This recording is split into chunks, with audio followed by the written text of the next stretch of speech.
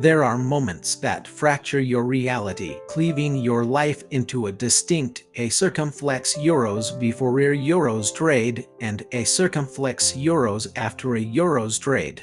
For me, that moment arrived when the cheap, generic bathrobe slid from his shoulders. It was a slow, deliberate motion, the fabric whispering down his skin, revealing a landscape of sculpted muscle that seemed to drink in the dim hotel lighting. He was a god carved from marble, and he was taking off his robe in my hotel room, and in that singular, heart-stopping second, the only thought my brain could form was that a beautiful, impossible man had wandered into my life, and nothing would ever be the same.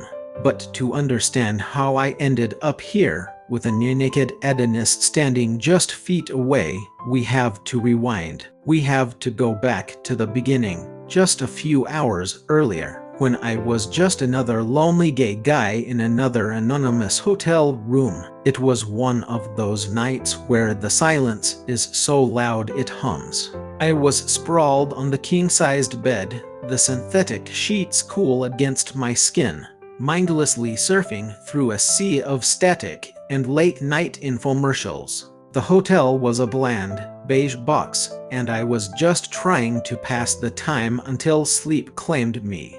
But the paper-thin walls of my room were about to become a front-row seat to a domestic drama I hadn't purchased a ticket for. It started as a low murmur, then swelled into a full-blown argument from the room adjacent to mine. A Marner Euros trade's voice, sharp and serrated with frustration, cut through the quiet. "If you keep this up, I swear I'm going to sleep in the room next door." My thumb froze on the remote. I held my breath, every nerve ending suddenly on high alert. The room next door. My brain did the quick, simple math. 30 euros, that was my room. A slow, incredulous smile spread across my face. I mean, come on. The sheer, unadulterated drama of it all was too delicious to ignore. It felt like a scene ripped from a soap opera, and I was an unwitting participant. I crept closer to the connecting wall, pressing my ear against the cool plaster, trying to decipher more of the unfolding chaos. But before I could glean any more juicy details, a sharp, authoritative knock echoed from my own door. My heart performed a frantic leap into my throat. "Now what?" I murmured, the words barely a whisper. My mind raced through a Rolodex of possibilities, none of them good. With a jolt of adrenaline, I launched myself from the bed, hastily securing a towel around my waist. I was in no state to receive visitors, but the persistent knocking suggested I didn't have much of a choice. I took a deep breath, plastered on a neutral expression, and pulled the door open. And 30 euros trade-s when my world tilted on its axis. Standing in my doorway wasn't just a man, he was a work of art. A living, breathing sculpture that made every statue I'd ever seen in a museum look like a Childer Euros trade-s clumsy attempt with clay. He was tall, his frame filling the doorway, with shoulders so broad they seemed to strain the very concept of gravity. A chiseled jawline could have cut glass, and his eyes, a deep and unreadable shade, were locked on mine. He was wearing nothing but a white terry cloth bathrobe, tied loosely at the waist, which did an absolutely terrible job of concealing the sheer power of the physique beneath. His chest was a masterpiece of defined pectoral muscles and a washboard of abdominals that looked like their Euros trade D being painstakingly etched from stone. I felt my mouth go dry. I blinked once, twice, convinced my sleep-deprived mind was playing tricks on me. I managed, my voice a pathetic croak. I cleared my throat, trying again. "Can I help you?" A sheepish, almost boyish smile bloomed on his face, a stark contrast to his Herculean build.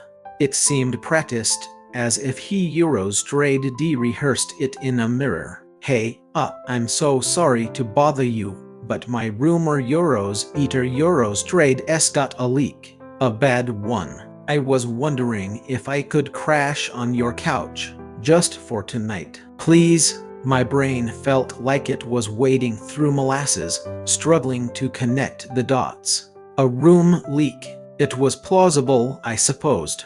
But the timing, the man, the whole situation felt surreal. And then it clicked, a jolt of recognition. This had to be him.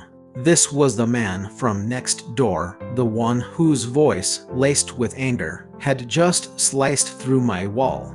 Sure, I stammered, feeling like a fool. I guess. He stepped forward, crossing the threshold as if my permission was a foregone conclusion. He shot me another grin, a flash of white teeth that sent a strange, fluttering sensation through my stomach.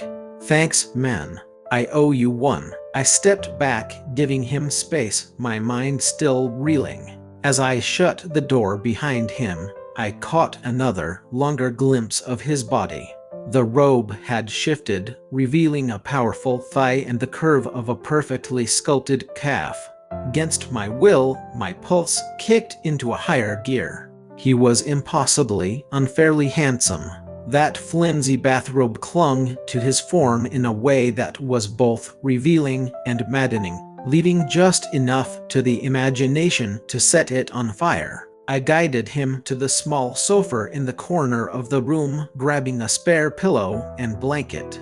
He scanned the room with a nonchalant air, but I couldn't shake the feeling that something was deeply off. Here I was, a man alone in a hotel, offering refuge to a half-naked stranger who had barged in under the flimsiest of pretenses. Every rational part of me knew I should have said no, should have called the front desk. But then I looked at him again, Euros, the man who had been screaming at his girlfriend just moments before, Euros, and my curiosity warred with my common sense. So, I began, the silence stretching into something uncomfortable. Is everything okay with you two? He glanced at me, his expression unreadable. I'm sure it's fine, he muttered, sinking onto the couch and stretching out his long legs. His body was a study in relaxed power, every line and curve a testament to physical perfection. We just Euros had a disagreement. Things got a little heated. Eater Euros trade S, nothing you need to worry about. Right, I replied, forcing my eyes away from the way his muscles shifted beneath the thin fabric of the robe. It was a Herculean effort. The tension in the room was a palpable thing, a thick, heavy blanket suffocating the air. Suddenly, a low chuckle escaped his lips. He looked over at me, his eyes crinkling at the corners. I didn't expect this, you know. Running into someone like you. Someone like me? I asked, one eyebrow arching in question. Yeah, he said, a smirk playing at the corner of his mouth. I don't know. You just seem Euros different. Not what I expected. I could feel my heart rate accelerate, thumping a frantic rhythm against my ribs. What did he mean by that?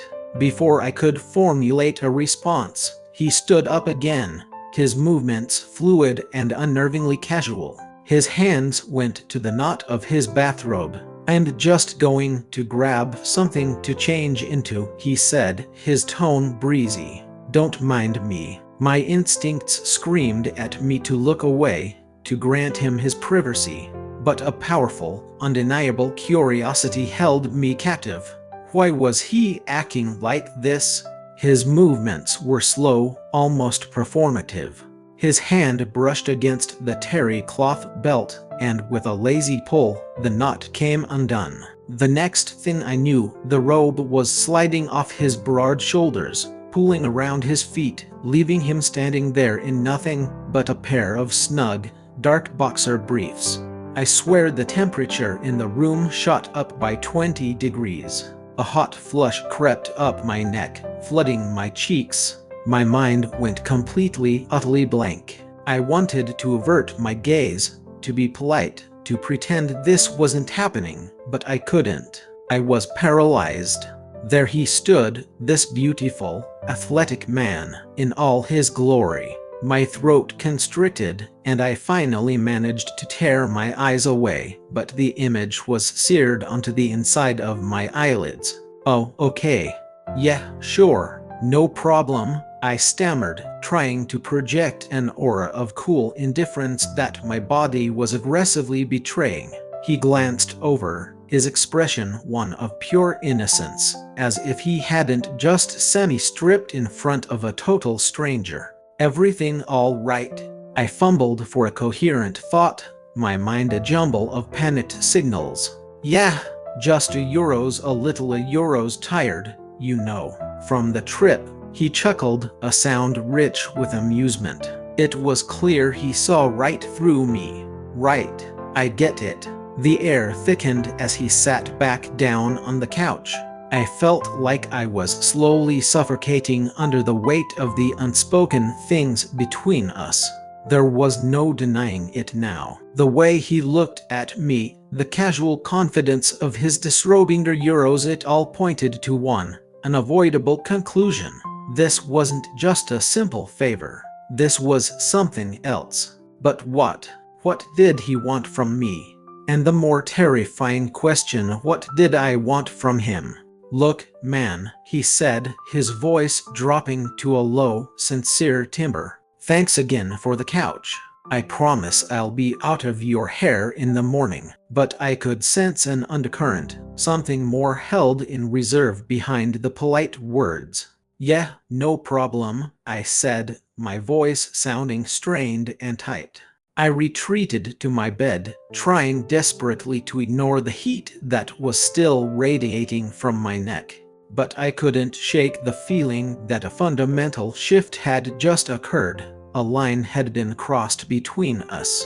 I was still trying to process it all, my thoughts a swirling vortex of confusion and arousal, when his voice cut through the quiet just as sleep was beginning to claim me. It was softer this time, laced with a playful edge. "Just so you know," he said, "if you need anything Euros, I'm right here." And despite everything, despite the sheer insanity of the situation, I couldn't help but smile into my pillow. I have no idea when I finally drifted off, but I know it was long after our Euros trade replayed the last hour in my mind 1,000 times over. The image of him standing there, his powerful frame barely contained by those boxers, was an indelible brand on my memory. I tried to focus on the mundane Euros, the hum of the air conditioner, the soft rustle of the sheets Euros, anything to distract my overstimulated brain. But every time I closed my eyes, all I could see was him, lounging on my couch, looking far too beautiful for my own sanity. Eventually, sheer exhaustion won the battle, and I sank into a restless, dream-filled sleep. The next morning, I was pulled from the depths of sleep by the groan of the bathroom door creaking open. I cracked one eye open, my vision bleary, and glanced towards the couch. It was empty, the pillow and blanket folded neatly. So, he really did leave early, I thought, a pang of something that felt suspiciously like disappointment echoing in my chest. Just as I started to push myself up, the bathroom door swung fully open, and there he was. He stepped out with a towel wrapped low around his waist, his hair damp and clinging to his forehead. He had that fresh, post-shower glow, looking like he'd just stepped off the set of a ridiculously high-budget shampoo commercial. I froze, my half-awake brain struggling to reboot and form a coherent thought. "Morning," he said, his voice a low rumble. He said it so casually, as if it were the most normal thing in the world to be parading around my hotel room in nothing but a towel. Hey," I managed to squeak out, any hope of playing it cool evaporating in the morning light. He offered me a smile, one that instantly reignited the frantic fluttering in my chest. "Thanks for letting me crash here. I didn't want to wake you." You looked like you needed the sleep. I forced a smile back, trying to regain some semblance of composure. Yeah, no problem. Glad you're okay. He chuckled, leaning against the door frame and crossing his arms over his bare, magnificent chest. You don't have to be all formal, man. I'm Ryan, by the way. Right, I said, still trying to shake the cobwebs from my mind. I'm James. Nice to meet you. A mischievous twinkle appeared in Ryan's eyes. James, although I have to admit, I didn't expect you to be so shy. I blinked, unsure if he was teasing me or just stating a fact. Shy? I'm not shy, I protested, my voice betraying me by coming out a little too defensive, a little too loud. Ryan raised an eyebrow, his expression clearly saying he didn't believe me for a second. Oh, well, you looked a little Euros distracted last night. I was trying not to make you uncomfortable. Damn it. Why did he have to bring up last night? The memory of him in his boxers, so close, so real, flashed through my mind with vivid clarity. I could feel the heat returning to my cheeks. No, it's not that, I stammered, searching for a plausible lie.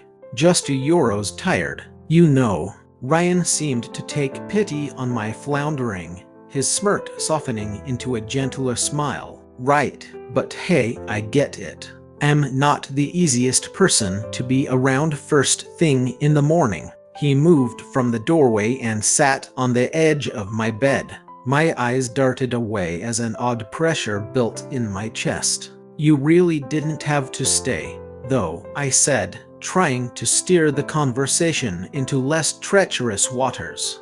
Ryan shrugged, the motion causing the muscles in his bare arms to ripple in a way that was profoundly distracting. It's fine. I owe you one. Plus, it's better than sleeping in a leaky room. I tried to focus on the pattern of the carpet, the bland hotel art on the wall, anything other than the near-naked man sitting on my bed. It was a losing battle. I don't even know why I agreed to this, I muttered, more to myself than to him. Ryan's expression grew a little more serious. Well, you did, and I'm grateful for it. Plus, he added, his gaze holding mine, we're not strangers anymore, right? I nodded awkwardly, that strange fluttering in my stomach intensifying. Not strangers. The idea hung in the air between us, pregnant with possibility. What did he mean by that? Was this just friendliness, or was it something more? Suddenly he stood up and stretched, a languid, feline motion that made his abs flex and ripple in the most obscene, captivating way. I should probably get going, huh? Don't want to overstay my welcome, he said, casually gathering his clothes from the night before. I felt an unexpected stab of disappointment. Yeah, sure. I mean, it's fine, really. He gave me a sideways grin. Thanks again, James. I'll catch you later. Catch me later. Before I could ask what he meant, Ryan had collected his things and was gone. The click of the door sealing the silence behind him. The room suddenly felt cavernous and empty. My heart was still pounding a frantic rhythm, my mind a tangled mess of questions I didn't have answers for. The rest of my day was a complete blur. I went through the motions of Euros, grabbing coffee, walking around the city Euros, but my thoughts were constantly drifting back to Ryan. He was gone, but his presence lingered, an unspoken tension that hummed in the back of my mind. Around noon, my phone buzzed. An unknown number. Is this James? It's Ryan. Need to talk to you, man. I stared at the screen, my thumb hovering over the keypad. What could he possibly want now? A part of me was hesitant, wary of whatever this was becoming, but a much larger, more insistent part of me was already typing a reply. Sure, what's up? A few minutes passed. Then his reply came. You around? I looked at my phone, the simple question feeling impossibly heavy.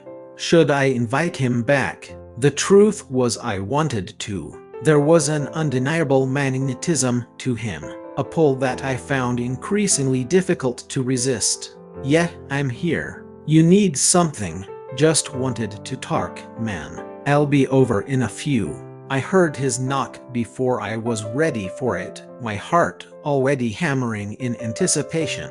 I opened the door to find Ryan standing there again, looking even more relaxed and devastatingly handsome than before in a simple t-shirt and jeans. "You good?" he asked, his voice warm and familiar, as if showing up at my door unannounced was the most natural thing in the world. I just nodded, the butterflies in my stomach staging a full-scale revolt. "Yeah, come on in." He stepped inside, and just like that, the atmosphere in the room shifted once more. This was no longer about a favor, about a leaky pipe or a place to sleep. I could feel it, and I knew he could feel it too. "You sure you're okay?" he asked softly, his eyes scanning my face with an unnerving intensity. And then, without thinking, without censoring myself, I answered with a raw, unfiltered truth. "I don't know, but I think I want to find out." Ryan's lips curled into a slow, knowing smile, and I realized in that moment that this wasn't just another evening. We were standing on the precipice of something unknown, and I had absolutely no idea where it was going to lead us. I had no idea what I was expecting when I let Ryan back into my room for the second time. Maybe a quick, awkward conversation, an exchange of polite formalities, and then he would leave. That was the script I was used to. But standing there, watching him move further into my space, I knew with a sinking certainty that this situation was operating on a completely different set of rules. I wasn't accustomed to feeling so completely off balance, so thrillingly out of my depth. I tried to shake the nervous energy from my system, offering him a half-hearted smile. "So, you were Euros, what's up?" Ryan didn't answer right away. He just took his time, his gaze sweeping over the room with a casual familiarity that was both comforting and deeply unsettling. Then, he turned to face me, that slight, enigmatic smile playing at the corners of his lips again.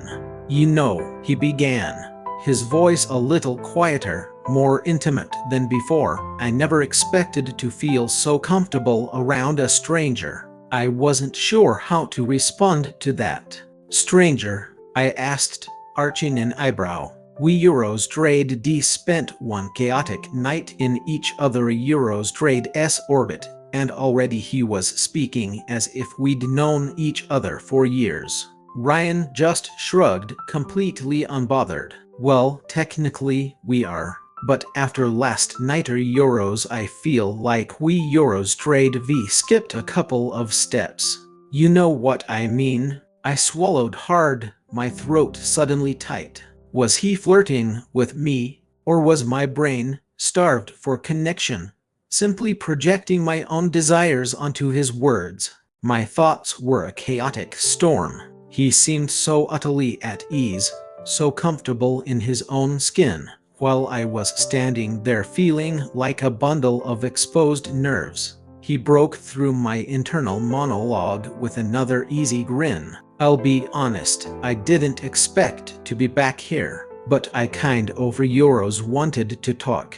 "About what?" I blurted, desperate to keep the conversation moving, to fill the charged silence between us. "About last night," Ryan said, his voice dropping low, taking on an almost teasing quality. "I mean, I kind of walked in here half naked and just expected you not to care." The heat rushed back to my face, and I quickly looked away, focusing on a non-existent scuff on the carpet. "I didn't Euros," I started to protest, but he cut me off. I know. It's just Euros, I'm not used to people reacting that way." A frustrated sigh escaped me. He wasn't used to me reacting that way. I was sure other, more worldly people wouldn't have batted an eye, but I couldn't deny the profound effect he had on me. The memory of him standing so close in nothing but that towel was a persistent, distracting hum in the back of my mind. Ryan leaned against the wall, crossing his arms over his chest as he studied me with an unnerving focus. "You're cute when you're flustered. You know that." I froze. Did he just call me cute? My brain short-circuited. I couldn't form a single word, so I settled for a nervous, awkward laugh. "Yeah, well, it's not every day that a half-naked guy shows up on my doorstep." Ryan's eyes softened, and he pushed off the wall, taking a deliberate step closer to me. The space between us shrank. "I didn't mean to make you uncomfortable, James." But he paused, his gaze locking with mine. "You're different. There's something about you." My heart skipped a beat, the intensity in his eyes making it hard to breathe. Was this actually happening? Right here, right now? Different? I repeated, my voice barely a whisper. He nodded, his expression thoughtful. "Yeah, I don't know why, Euros, I don't think I've felt this comfortable around someone in a long time." It was like a switch flipped in my head. I had been trying so hard to play it cool, to maintain a far section of normalcy, but here he was, just laying it all out, no pretense, no games. Why couldn't I do that? I wanted that confidence, that ability to ignore the frantic racing of my heart and the sweat gathering on my palms. So, Ryan's voice pulled me back to the present. "What do you want to do now?" The question hung in the air between us, heavy and loaded. The silence that followed stretched on, thick with unspoken potential. Euros, I don't know," I finally managed to say. "I mean, you could Euros stay. Or not. It's up to you, really." Ryan smirked, his eyes flicking towards the door as if he was considering it. But then he just shook his head and walked over to the couch, flopping down with a relaxed sigh that seemed to claim the space as his own. "I don't think I'm going anywhere," he said, his voice much softer now. "But it's up to you if you want me here." I stood there for a long moment, my thoughts a tangled mess. What was I doing? Sensing my hesitation, Ryan patted the empty cushion next to him. "Come on, I'm not going to bite." He paused, that damn grin lighting up his face. "Unless you want me to." A nervous laugh escaped me, and I finally moved, sitting down beside him, trying to arrange my limbs in a way that didn't scream my heart is about to beat out of my chest. He either didn't notice or chose to ignore it.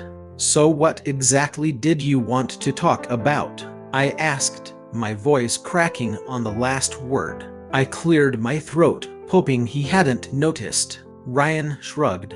"I don't know. I guess I just wanted to get to know you. I mean, we both know what happened last night, but that doesn't really explain anything, does it?" I swallowed, the unspoken words getting stuck in my throat. What did I want? What was I supposed to say? Was he just making conversation, or was he testing the waters for something more? "I guess not," I said, my voice quieter now. Euros, I don't really know what's going on between us. Are we Euros just talking, or Euros? Ryan's gaze softened, and he reached out, placing a hand gently on my arm. "I don't know either, but I'd like to find out." His touch was like a lightning strike. A jolt of pure electricity shot up my arm, and for a second, I forgot how to breathe. The warmth of his hand against my skin was an anchor in the swirling chaos of my emotions. Everything inside me was screaming for more, but I was terrified of what that meant. The moment stretched on, the tension between us a living thing. Ryan leaned in, just a fraction of an inch, and I found myself mirroring the movement, drawn into his orbit by an invisible force. There was something magnetic between us, something primal and undeniable. Maybe, he suggested softly, we could just do Euros, see where this goes. I nodded, my heart thudding a heavy, hopeful rhythm in my chest. Yeah, I breathed. Maybe we could. The days that followed were a hazy, intoxicating blur. The space between us, once filled with awkward uncertainty, was slowly transforming into something else entirely. Every glance, every conversation, every shared silence felt charged with an unspoken energy, a static crackle that hummed just beneath the surface, waiting for a spark. I had to admit, I was more than just curious about him. He had taken up residence in my thoughts, appearing at the most inconvenient times, his smile and the low timbre of his laugh replaying in my head like a favorite song. That one light touch, the brief pressure of his hand on my arm, still sent phantom shivers down my spine. The memory alone was enough to make my heart race, and I found myself wondering, more often than I cared to admit, just how far that touch might have gone if I hadn't been so paralyzed by my own fear. It was late in the afternoon when my phone buzzed with another text from him. "You free tonight?" I stared at the message for far too long, hesitating for reasons I couldn't articulate. He had been so casual, so easygoing, but I knew that what was building between us was anything but casual. There was a reason he kept coming over, a reason we kept falling into these long, meandering conversations. But what was it, really? Was I reading too much into it, or was he genuinely interested in me in the way I was starting to realize I was interested in him? "Yeah, what's up?" I typed back. His reply was almost instantaneous. "I'm in the mood for some company. Mind if I swing by again?" I knew what he was asking, but did I know what I wanted? I felt like we were playing a game without a rulebook, and while part of me was terrified of making the wrong move, another, more reckless part couldn't resist the thrill of seeing him again, of feeling that electric charge in the air. It was simply impossible to ignore. "Sure, come over." Ryan arrived as the evening sky was bruising into shades of purple and orange. He looked, as always, effortlessly attractive in a plain t-shirt and jeans. The moment he stepped through the door, he was like a magnet, pulling all of my attention, all of the air in the room, towards him. I couldn't help but watch the easy confidence in his stride, a confidence that, to my surprise, was starting to rub off on me. For the first time since this whole insane situation began, I felt a little more at ease in my own skin. Well, he said with a grin, closing the door behind him. "Nice to see you again, James." "Yeah, you too," I managed, trying to keep my voice steady as the familiar tension began to build. "Mind if I make myself at home?" Ryan asked, already moving toward the couch without waiting for my answer. "Oh, sure," I said, shaking my head slightly. "Make yourself comfortable." He flopped down onto the cushions with a complete lack of hesitation, as if he belonged there. The thought made my own uncertainty feel even more pronounced. I sat down on the armchair opposite him, the coffee table a deliberate, physical barrier between us. The space felt both too large and too small at the same time. Ryan seemed to notice my hesitation, a playful glint appearing in his eyes. "Still nervous, huh?" he asked, his voice a mix of amusement and something else I couldn't quite decipher. I opened my mouth to deny it, but no sound came out. Instead, I just nodded, feeling the telltale flush creep up my neck. Ryan let out a soft, almost intimate chuckle. "You're cute when you're nervous." You know that, right? I didn't know how to respond to that. I couldn't even meet his gaze without my heart doing acrobatics. I was a jumbled mess of nerves, but I also couldn't deny the powerful pull I felt towards him. He was so sure of himself, so clear in what he wanted, or at least he seemed to be. I tried to laugh it off. I'm not nervous. Really. He leaned forward slightly, his eyes narrowing as if trying to read my mind. Then why does it look like you're about to run away? I couldn't help but laugh for real this time, though it was still shaky. I'm not running away, I said, even though a part of me felt like I was. Just a Euros thinking. About what? He asked, his voice softer now, more serious. I blurted out before I could stop myself. The word hung in the air between us, heavy and fragile. I instantly regretted it.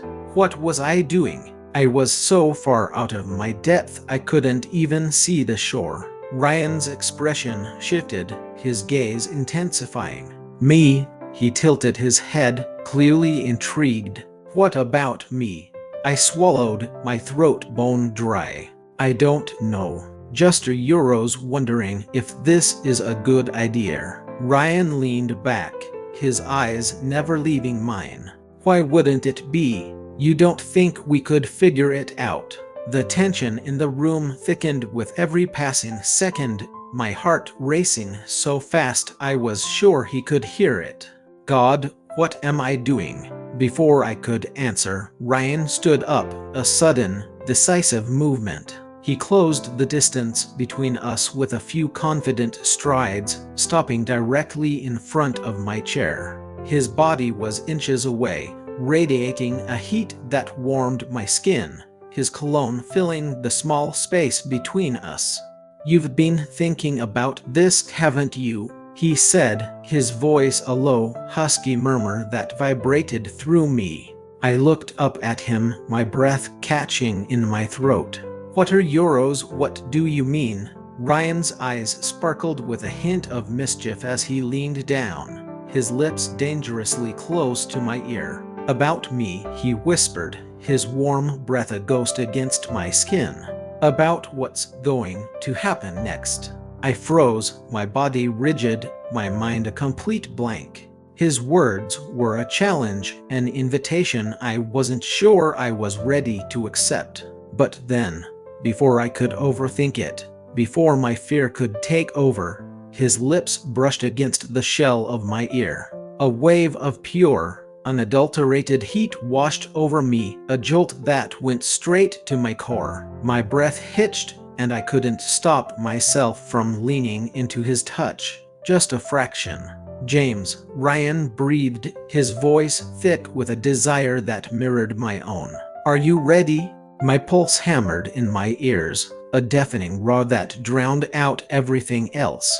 And before I could make another conscious decision, his lips were on mine. They were soft and hungry, claiming my mouth with a certainty that stole the air from my lungs. It was as if he Euros trade deep been waiting for this moment, just as I had. And for the first time in my life, I didn't hesitate. I didn't pull back. I kissed him back, the world outside the two of us fading into nothingness as I lost myself completely in the undeniable, electrifying heat between us. The outro and CTA, and just like that, a spark became a fire. From a chance encounter fueled by a fake water leak and a very real argument, James and Ryan found something they weren't looking for in the anonymous space of a hotel room. Their story is a reminder that sometimes the most unexpected connections are the ones that change us the most. But what do you guys think? Is a connection that starts this fast and this intense built to last? Or is it just a beautiful, fleeting fantasy born from circumstance? Let me know your thoughts in the comments below. If you were captivated by their journey, please show your support by hitting that like button. And make sure you subscribe and turn on notifications. You wanna Euros trade T want to miss the next chapter in our world of love, romance, and unexpected beginnings. Thanks for watching, and we'll see you in the next story.